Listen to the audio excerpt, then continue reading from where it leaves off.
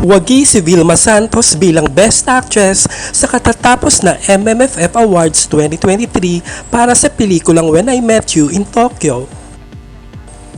Ngunit pinagmulan na naman ito ng samot-saring intriga at tanong kung bakit siya ang nanalo samantalang maraming nagsasabi na mas may deserving pa kaysa sa kanya.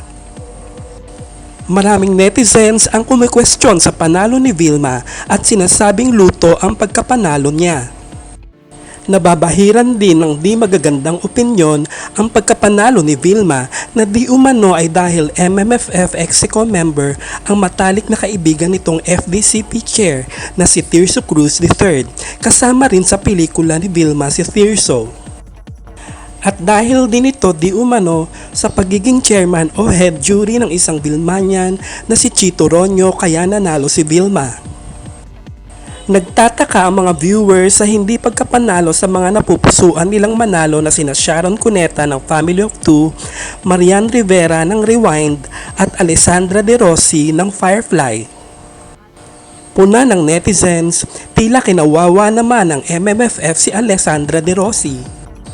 Dahil iniligay ang pangalan ni Alessandra sa Best Supporting Actress category at tinalo pa ni Miles Ocampo ng Family of Two.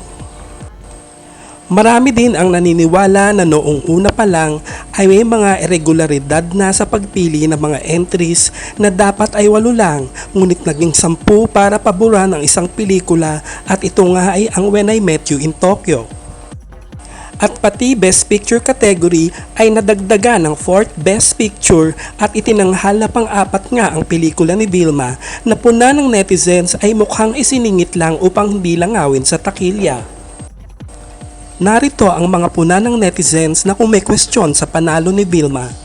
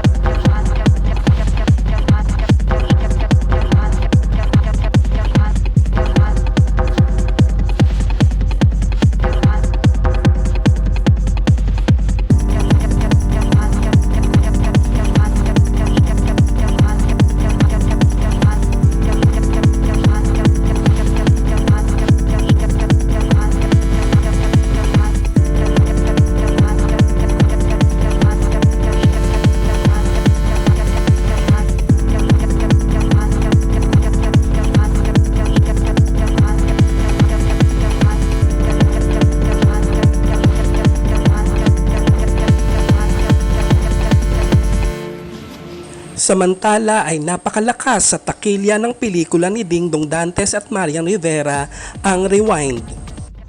Nabawasan naman ang mga sinehan ng pelikula ni Vilma. From 90 cinemas, ngayon ay 58 cinemas na lamang ito.